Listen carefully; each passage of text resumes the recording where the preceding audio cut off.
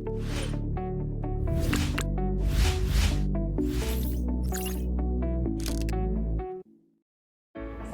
warahmatullahi wabarakatuh. Yang saya hormati seluruh kepala sekolah SMA dan SMK jajaran Kota Yogyakarta beserta guru dan staf yang saya cintai dan saya banggakan, seluruh siswa-siswi SMU dan SMK wilayah Kota Yogyakarta. Berbahagia sekali pada kesempatan kali ini. Perkenalkan, saya Kasat Bimas Polresta Yogyakarta, Kompol Leonisha, ingin menyampaikan materi tentang penanggulangan kenakalan remaja. Pertama-tama mari kita pengertian tentang kenakalan remaja. Yang pertama adalah menurut Kamus Besar Bahasa Indonesia, kenakalan remaja adalah perilaku remaja yang menyalahi aturan sosial di lingkungan masyarakat tertentu. Sedangkan pengertian kenakalan remaja menurut seorang sosiolog bernama Kartini Kartono ialah perilaku jahat atau kenakalan anak-anak muda yang merupakan gejala sakit atau patologis secara sosial pada anak remaja yang disebabkan oleh satu bentuk pengabaian sosial, sehingga mereka itu mengembangkan bentuk tingkah laku yang menyimpang. Dari pengertian-pengertian ini kita bisa pahami bahwa kenakalan remaja menurut dalam konsep psikologi yang dijelaskan oleh seorang tokoh bernama Elizabeth B. Hurlock, seorang ahli psikologi perkembangan, menyatakan secara psikologis remaja adalah usia di mana individu berinteraksi dengan masyarakat dewasa, atau usia di mana anak tidak lagi merasa di bawah ikatan orang-orang yang lebih tua, melainkan dalam tingkatan yang sama, sekurang-kurangnya dalam masyarakat. Perlu kita garis bawahi di sini, remaja masuk dalam sebuah rentang kehidupan di mana ada masa peralihan antara anak dan dewasa, sehingga remaja merasa masih mencari jati diri, masih mencari pengakuan akan menjadi apa mereka nanti. Setelah memahami pengertian dari kenakalan remaja tadi, kita juga perlu mengetahui apa saja faktor penyebab terjadinya kenakalan remaja. Karena apa? Dengan kita mengetahui faktor-faktor yang ada, kita dapat selanjutnya menganalisa untuk selanjutnya dapat mencari solusi dari pemecahan masalah tersebut. Jadi faktor-faktor yang menyebabkan terjadinya kenakalan remaja itu ada, saya bagi menjadi 3, yaitu faktor internal, faktor eksternal, serta faktor lainnya. Faktor internal itu sendiri, yang pertama, krisis identitas. Perubahan biologis dan sosiologis pada diri remaja memungkinkan terjadinya 2 bentuk integrasi. Yang pertama, terbentuknya perasaan akan konsistensi dalam kehidupannya. Yang kedua, tercapainya identitas peran. Kenakalan remaja terjadi karena remaja gagal mencapai masa integrasi yang kedua, yaitu mencapai identitas peran sebagai apa seorang remaja tersebut. Kemudian faktor internal yang kedua adalah kontrol diri yang lemah. Remaja yang tidak bisa mempelajari dan membedakan tingkah laku yang dapat diterima dengan yang tidak dapat diterima akan terseret pada perilaku dalam tanda kutip nakal. Begitupun bagi mereka yang telah mengetahui perbedaan 2 tingkah laku tersebut, namun tidak bisa mengembangkan kontrol diri untuk bertingkah laku sesuai dengan pengetahuannya. Mungkin di sini istilah-istilah ini agak sulit dipahami, tapi ini untuk pemahaman bahwa faktor internal di dalam diri, di dalam karakter dari remaja itu sendiri perlu dipahami. Bagaimana mereka merasa perasaan dari dalam diri mereka juga perlu dipahami oleh orang sekitar. Kemudian yang kedua tadi adalah faktor eksternal. Faktor eksternal di sini termasuk juga faktor keluarga. Ada anak yang broken home dari perceraian orang tua, tidak ada komunikasi yang baik antara anggota keluarga, atau perselisihan antara anggota keluarga. Ini bisa memicu perilaku negatif pada remaja. Pendidikan yang salah ini maksudnya pendidikan yang salah dalam hal keluarga, seperti terlalu memanjakan anak, tidak memberikan pendidikan agama atau kurang memberikan pendidikan agama, penolakan terhadap eksistensi anak, bisa menjadi penyebab terjadinya kenakalan remaja.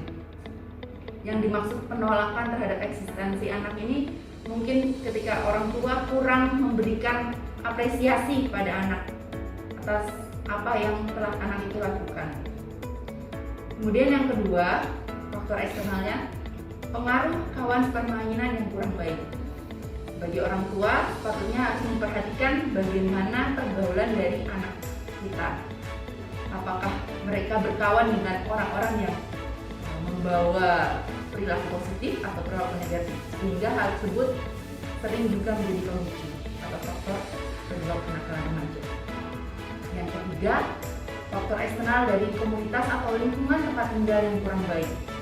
Bisa jadi dia tinggal di kawasan atau lingkungan yang kurang mendukung, misalnya tidak ada suasana yang bisa membawa pengaruh positif terhadap anak tersebut. Yang ingin saya perjelas di sini, khususnya situasi di kota Yogyakarta, maraknya geng-geng sekolah ataupun geng-geng anak remaja yang seringkali memiliki konotasi yang negatif, itu juga merupakan faktor eksternal terjadinya kenakalan remaja. Nah, kenapa saya sebut begitu? Karena ketika seorang anak tidak mendapatkan perhatian yang cukup dari orang tua atau dari orang terdekat, maka yang dicari adalah kawan sepermainan atau kawan yang ada di sekolah. Ketika dia sedang ingin mengekspresikan apa yang dia ingin ungkapkan yang tidak dia dapat dari orang tuanya, maka dia bisa terjerumus ke pergaulan teman-teman yang membentuk geng-geng sekolah yang memang di sini geng sekolah itu tidak baik dan tidak tidak ada hal-hal positif. Kalau misalnya kita ingin mencari hal positif, tentu banyak seperti kegiatan-kegiatan seni ataupun olahraga. Namun untuk geng-geng sekolah kebanyakan mereka melakukan pengrusakan atau mereka mengganggu ketertiban lingkungan sosial, berkelahi, dan itu membawa hal-hal yang negatif bagi anak tersebut. Kemudian juga ada komunitas. Ya, geng itu merupakan komunitas yang menyebut diri mereka solid dan kompak, tapi harus anak-anak sadari bahwa tidak selamanya yang solid dan kompak itu perlu kita ikuti, terutama yang memiliki kredibilitas yang tidak baik.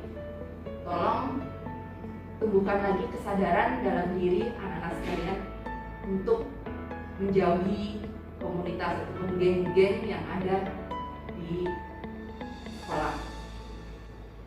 Mohon maaf sebelumnya, tadi saya tidak bermaksud menyampaikan bahwa di setiap sekolah itu ada terbentuk geng, namun seperti yang telah saya sebutkan tadi, bahwa anak-anak yang tergabung dalam sebuah kelompok atau suatu komunitas itu mereka memang anak-anak yang kelebihan energi, bisa kita katakan kelebihan energi, sehingga perlu menyalurkan energi tersebut menjadi ke hal-hal yang negatif. Jadi mungkin terbentuknya komunitas tersebut juga di luar pengetahuan dari sekolah, sehingga ini membawa kita ke faktor selanjutnya, yaitu faktor lainnya itu lebih banyak ke reaksi frustasi diri dari remaja tersebut.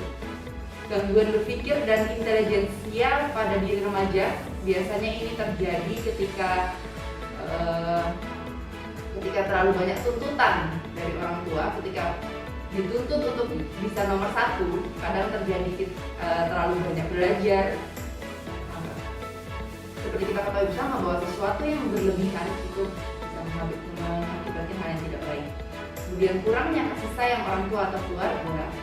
Di sini biasanya orang tua yang bekerja, walaupun saya tidak menyebutkan semua orang tua yang bekerja adalah orang yang kurang memberikan kasih sayang kepada anaknya, tapi kebanyakan orang tua yang bekerja lebih fokus untuk bekerja daripada untuk memperhatikan anaknya, sehingga mungkin ini perlu disampaikan lagi kepada orang tua atau wali murid untuk untuk meluangkan waktu setidaknya sehari pada saat pulang kerja. Gunakan quality time atau waktu yang berkualitas dengan anak-anak. Kemudian kurangnya pengawasan diri dari orang tua atau guru. Di sini saya juga tidak mengatakan bahwa di pengawasan di sekolah-sekolah sangat kurang, tapi memang ada kalanya sekolah atau orang tua itu kecolongan sehingga terjadi tidak menyadari bahwa anaknya ada kenakalan remaja pada anaknya. Kemudian dampak negatif dari perkembangan teknologi modern. Seperti kita ketahui bersama, teknologi modern di sini membawa kita pada era media sosial. Media sosial ini sangat amat berperan bagi perkembangan anak. Kita bisa tahu bersama semua berita, baik itu hoax ataupun yang fakta atau hoax, kita semua tercampur menjadi satu dalam media sosial yang kadang anak-anak itu menerimanya mentah-mentah dan menganggap bahwa itu adalah hal yang benar. Jadi mereka merasa ingin meniru tindakan yang ada dalam media sosial itu. Kemudian dasar-dasar agama yang kurang. Dasar-dasar agama ini maksud saya bukannya pelajaran agama di sekolah itu kurang, tapi mungkin selain di sekolah, anak juga perlu mendapatkan pelajaran agama di rumah, terutama dari orang tua. Misalnya mengawasi, kalau di agama Islam, mengawasi apakah anaknya sholat 5 waktu, bisa mengaji atau membaca Al-Quran. Itu cukup untuk bisa setidaknya menambah pendidikan agama yang bisa mengacu kepada perilaku anak. Kemudian tidak adanya media penyalur bakat atau hobi. Jadi kadang anak merasa saya menyenangi ini, tapi mungkin orang tua tidak suka. Misalnya ya ini ya, ada anak yang suka main game. Kita tidak tahu sebenarnya anak sedang berpikir ingin menjadi seorang desainer game. Itu bisa saja terjadi, tapi kadang orang tua atau orang di sekitarnya tuh mengabaikan keinginan anak tersebut. Kemudian faktor yang lain adalah masalah yang dipendam.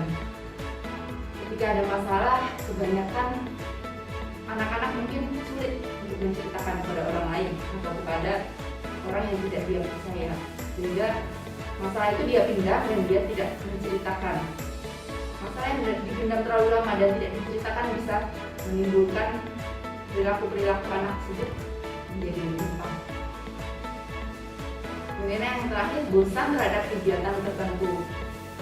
Nah, di masa pandemi ini anak-anak sekolah dipaksa untuk melaksanakan pembelajaran secara online, sehingga kegiatan tersebut tentu membuat anak menjadi bosan. Dia tidak berinteraksi dengan kawan, dia tidak istilahnya dia hanya di dalam rumah, tidak keluar, tidak istilahnya tidak berkegiatan yang keluar gitu, sehingga dia merasa bosan dan akhirnya mencari kegiatan yang negatif. Bapak, Ibu guru dan anak-anak yang berbahagia, berikutnya tentang bentuk-bentuk kenakalan remaja. Ada beberapa macam bentuk kenakalan remaja bisa kita ketahui bersama, yaitu yang pertama penyalahgunaan narkoba, kemudian yang kedua perilaku seksual sebelum menikah atau seks bebas. Ini biasanya pengaruh dari media sosial yang ketika ataupun sinetron yang sudah kadang terlalu vulgar sehingga menyebabkan anak-anak itu menjadi ingin melakukan hal yang belum pantas sekali. Kemudian perkelahian atau tawuran antar pelajar. Ini biasanya terjadi ketika yaitu saya sebut tadi, anak-anak yang kelebihan energi bergabung dalam sebuah komunitas, akhirnya mereka mencari kegiatan yang punya adalah hal yang negatif, yaitu berupa tawuran antar pelajar supaya mereka tuh mendapatkan kebanggaan gitu, kalau bisa memenangkan dari kelompok lain itu merasa bangga, sehingga disitulah timbul tersebut. Kemudian kebut-kebutan di jalan raya. Ini juga merupakan hal yang patut kita menjadi perhatian kita bersama, terutama bagi anak-anak yang belum boleh memiliki SIM. Ini sangat rawan ketika mereka belum boleh memiliki SIM, tapi mereka diperbolehkan menggunakan kendaraan bermotor oleh orang tuanya. Ini sangat perlu menjadi perhatian kita bersama, sehingga jangan sampai para orang tua ataupun guru silakan untuk selalu rutin mengecek anak-anaknya semua menggunakan sepeda motor, apakah mereka sudah memiliki SIM atau belum. Saya rasa kalau usia kelas 1 SMA itu belum waktunya memiliki SIM, sehingga harus menunggu 17 tahun untuk bisa memiliki SIM. Dan kalau sebelum itu masih bisa diantar oleh orang tua. Sehingga jangan merasa, kadang-kadang orang tua mungkin merasa saya repot, saya harus kerja, saya nggak bisa ngambil, biar saja anak saya pakai motor sendiri, toh dia sudah bisa. Jangan merasa seperti itu, tapi turutilah aturan-aturan yang sudah ada, yaitu undang-undang lalu lintas jalan yang sudah mengatur usia berapa yang diperbolehkan mengambil surat ini. Kemudian bentuk-bentuk kenakalan remaja yang lainnya yaitu peredaran pornografi di kalangan remaja, baik dalam bentuk gambar, majalah, video, obat-obat perangsang, nafsu seksual, dan alat kontrasepsi. Nah, ini perlu juga dari pihak sekolah mungkin bisa rutin melakukan inspeksi mendadak, sehingga jangan sampai ada biasanya kan kalau anak-anak remaja itu mereka mencari, ya seperti yang saya bilang tadi, ketika mereka ingin mencari jati diri, mereka rasa ingin tahunya tinggi, jadi apa saja mereka ingin tahu, dan ketika mencoba hal-hal yang seperti ini jangan sampai terjadi pada anak-anak kita. Kemudian bentuk lainnya seperti melakukan pengerusakan terhadap fasilitas umum. Nah, ini kebanyakan yang terjadi vandalisme di coret-coret dinding, terutama dinding atau di depan toko yang ada di, biasanya itu toko-toko yang sudah lama tutup, kemudian mungkin dirasa tidak ada pemiliknya sehingga merasa bebas untuk melakukan kekerasan. Padahal itu adalah hal yang salah, sehingga jangan sampai hal tersebut dilakukan. Masih banyak yang bisa, misalnya dia mempunyai kemampuan untuk membuat gambar yang bagus melalui coretan di dinding, itu masih bisa banyak media-media yang bisa disediakan, misalnya di sekolah, buat sekolah yang dindingnya masih bisa digambar, tapi gambar yang positif, gambar yang bagus, yang mungkin lebih bagus lagi kalau bisa membuat himbauan. Kalau sekarang lagi pandemi, himbauan prokes itu bisa lebih bagus lagi. Bentuk lainnya yaitu membentuk kelompok atau geng dengan ciri-ciri dan tindakan yang menyeramkan. Nah, ini tadi seperti saya sudah sampaikan, anak-anak yang berlebihan energi membentuk komunitas yang ingin menunjukkan bahwa mereka itu sangar, mereka itu disegani. Itu tolong diwaspadai lagi agar pihak sekolah lebih perhatian lagi terhadap seluruh anak didiknya. Yang selanjutnya, berpakaian dengan mode yang tidak sesuai dengan keadaan lingkungan. Ini berkaitan dengan mode, karena sekarang semuanya ketika di media sosial muncul mode-mode tertentu, kita kadang-kadang anak-anak itu, remaja-remaja itu nggak mau kalah gitu. Padahal kalau di Jogja ini kan ada kental budaya ketimuran. Nah, kadang kalau di media sosial yang sekarang lagi ngetren itu TikTok namanya ya. Jadi ada menari-menari menjoget menggunakan pakaian yang kelihatan pusarnya, itu kan tidak sesuai dengan budaya ketimuran kita, maka jangan diikuti. Kemudian bentuk kenakalan remaja yang terakhir, minum minuman keras, membolos sekolah. Nah, ini sangat jangan sampai terjadi di kota Yogyakarta, sehingga kita ini kan, kota Yogyakarta ini kan kota pelajar, kota budaya, sehingga jangan sampai kita membuat predikat tersebut pelan-pelan memudar hanya karena anak-anak sekolahnya banyak yang melakukan kenakalan remaja. Kita sampai pada apa sih peran orang tua dan guru dalam menangani masalah yang terjadi pada remaja. Di sini saya ingin menekankan kepada peran orang tua. Peran orang tua dari anak atau siswa untuk menanamkan pola asuh yang baik pada anak sejak dini. Jadi sejak kecil sudah mulai ditanamkan pola asuh yang baik. Jadi jangan misalnya waktu umurnya masih di bawah 7 tahun ya melakukan sebenarnya di semua umur ya, jangan melakukan kekerasan pada anak. Sangat tidak semua pola asuh. Kemudian yang kedua, membekali anak dengan dasar moral dan agama. Di setiap wilayah biasanya di setiap desa atau kampung biasanya ada musola atau masjid yang menyediakan atau mengadakan TPA, biasanya tempat di mana berkumpulnya sore hari anak-anak untuk mengaji.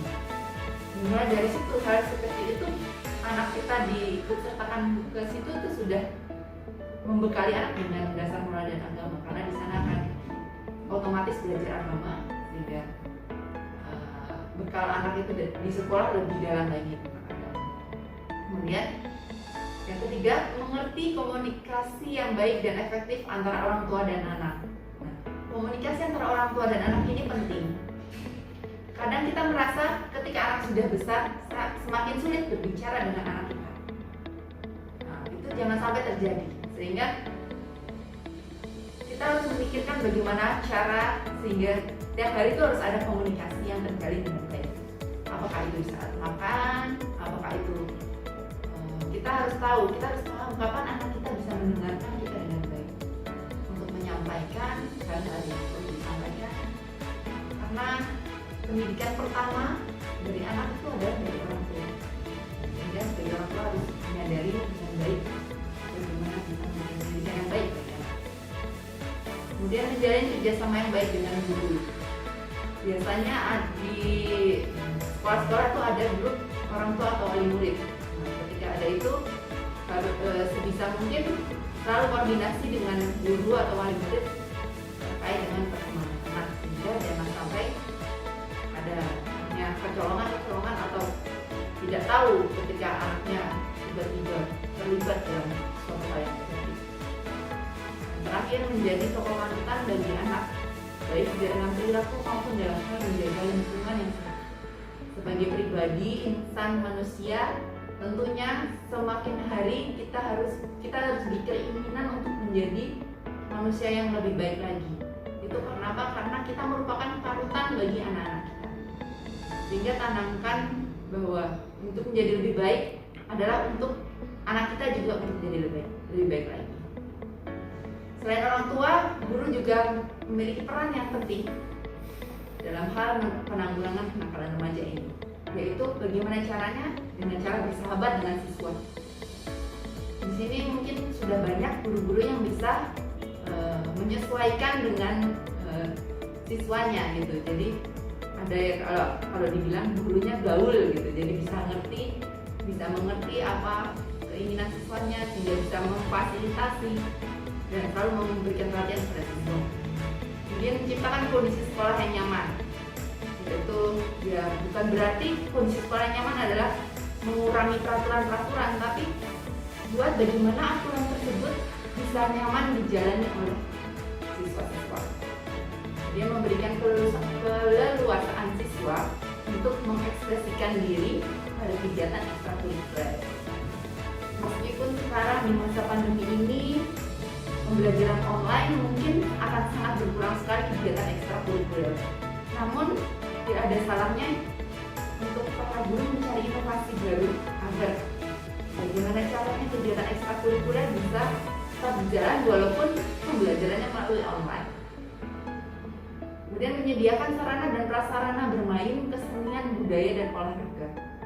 Ini yang seperti tadi saya bilang tadi, untuk menyalurkan energi-energi yang lebih dari seorang anak itu salurkan ke arah yang tepat, kepada sarana dan prasarana yang tepat, bidang kesenian, kebudayaan, dan olahraga. Jadi saya rasa sekolah bisa ya memfasilitasi, kemudian meningkatkan peran dan pemberdayaan guru BP atau wakil siswaan. Ini saya rasa sudah berjalan. Setiap guru wakil siswaan itu sangat memperhatikan masing-masing anak didiknya. Jadi yang diharapkan bisa menerima curhatan-curhatan dari anak didiknya, sehingga bisa memahami dan sampai ada anak didik yang merasa bahwa dia tidak didengarkan. Bapak Ibu guru dan anak-anak yang berbahagia, tibalah pada kesimpulan atau dalam halnya di sini saya ingin menyampaikan juga upaya penanggulangan kenakalan remaja yang telah dilaksanakan oleh kepolisian, yaitu upaya-upaya preventif yang dilakukan oleh personil dari kepolisian, terutama dari Satuan Pembinaan Masyarakat atau Satbimas, yaitu Satbimas dan Satsabaran melaksanakan patroli di tempat-tempat rawan kenakalan remaja, melakukan penyuluhan ke sekolah. Saya yakin ini sudah dulu ya, walaupun sekarang sangat dibatasi kegiatan untuk kerumunan dan memberikan penyuluhan, namun seperti sekarang ini secara tidak langsung saya melakukan penyuluhan kepada Bapak Ibu dan anak-anak semua, sehingga kemudian yang upaya yang selanjutnya penempatan Babin Kamtibmas. Saya yakin di sekolah-sekolah semuanya sudah tahu siapa Babin yang ada di situ dan sudah kenal. Kemudian koordinasi dengan pihak terkait, ya ini yaitu dalam hal Balai Dikmen atau Komisi Perlindungan Anak. Kemudian ada juga himbauan Kamtibmas kepada masyarakat. Kenapa di sini saya sebut himbauan Kamtibmas kepada masyarakat, yaitu jangan sampai masyarakat itu menjadi penyebab atau tidak mengetahui adanya kenakalan remaja yang ada di wilayahnya, sehingga kita selalu mengingatkan juga kepada masyarakat sekitar untuk peduli terhadap adanya remaja-remaja yang di wilayah mereka. Di sini upaya juga ada upaya represif, yaitu pada saat ada kejadian terkait dengan kenakalan remaja, yaitu pengrusakan atau penganiayaan, itu lebih banyak, terutama kalau pelakunya adalah anak di bawah umur, lebih banyak diselesaikan secara kekeluargaan. Dikarenakan program Kapolri saat ini yaitu presisi, kita mengutamakan restoratif justice, sehingga penyelesaian semua perkara diutamakan adalah dengan kekeluargaan. Terutama jika anak di bawah umur, mereka terlindungi oleh undang-undang perlindungan anak, sehingga mereka belum bisa berhadapan dengan hukum, atau mereka walaupun ada pembinaan yang telah dilakukan namun belum bisa diperkarakan. Untuk hal tersebut juga kita kerjasama dengan Komisi Perlindungan Anak, dan seperti dinas sosial atau untuk rehabilitasi pada kasus-kasus narkoba, rehabilitasi juga diperlukan. Untuk itu saya ingin mengingatkan sekali lagi kepada bahwa kenakalan remaja ini adalah tanggung jawab kita semua, tidak hanya individu dan remaja itu sendiri, tapi orang di sekitarnya seperti orang tua, guru, dan masyarakat sekitar. Semuanya mampu berperan untuk meminimalisir terjadinya kejadian kenakalan remaja. Oleh karena itu, saya menghimbau pada seluruh guru dan seluruh anak-anakku siswa SMA dan SMK di seluruh Yogyakarta, mari tumbuhkan kesadaran diri kita. Menjadi benar itu keren, menjadi benar taat peraturan itu keren, bukan so idealis ya. So idealis itu ketika orang mengatakan kamu so idealis, jangan merasa kemudian terus Anda jadi tidak mau melakukan hal tersebut. Namun tunjukkanlah bahwa diri Anda itu berbeda. Diri Anda bisa menjadi apapun yang Anda inginkan. Sehingga kejarlah cita-cita Anda dengan hal yang positif. Jangan melakukan hal-hal yang negatif yang bisa mempermalukan nama sekolah dan nama keluarga. Di sini saya, Kompol Leonisha, mengakhiri arahan saya. Semoga apa yang saya sampaikan bisa menjadi bermanfaat dan menjadi renungan bagi kita semua untuk menyadari bahwa kenakalan remaja itu bisa dicegah dari sedini mungkin, sehingga dengan tidak adanya kenakalan remaja, kota Yogyakarta bisa menjadi lebih maju dan lebih hebat dalam hal kota pelajar dan kota budaya. Terima kasih atas segala perhatian. Mohon maaf jika ada kekurangan. Wassalamualaikum warahmatullahi wabarakatuh.